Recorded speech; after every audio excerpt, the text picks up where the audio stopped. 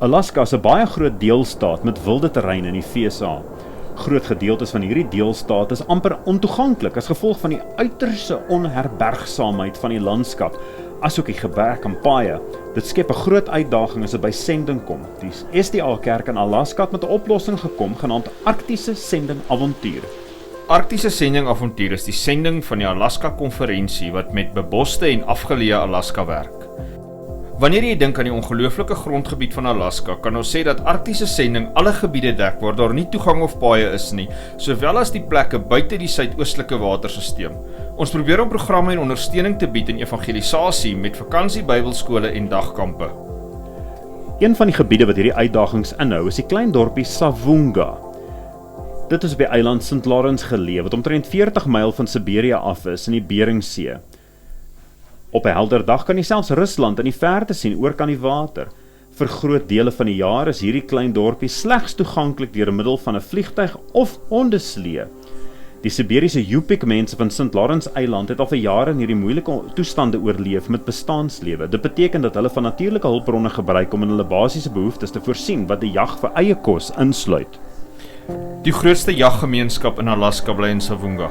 Ons is die walrus hoofstad van die wêreld. Ons jag die blou walvis, wat amper die grootste soogdier is. Ek is baie lief vir Savunga, want hier voel ek tuis.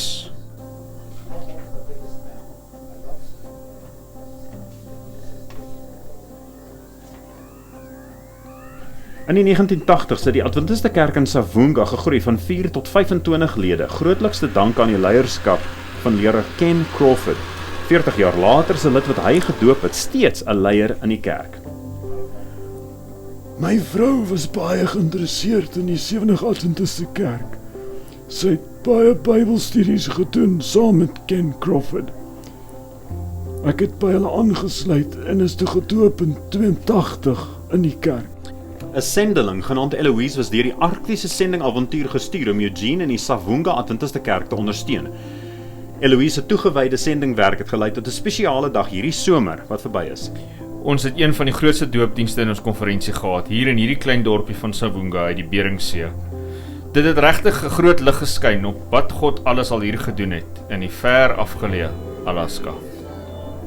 Ons het 'n paar jong mense ook gedoop. Selfs 4 van my eie kleinkinders is gedoop. Een van my kleinkinders was 5. My oupa wou nog altyd gehad het dat ek gedoop moet word nog voor ek 'n tiener was en ek wou graag verander. Daarom het ek besluit om gedoop te word. Ek is baie dankbaar om hier te kan wees en want dit hou dit my op die regte pad.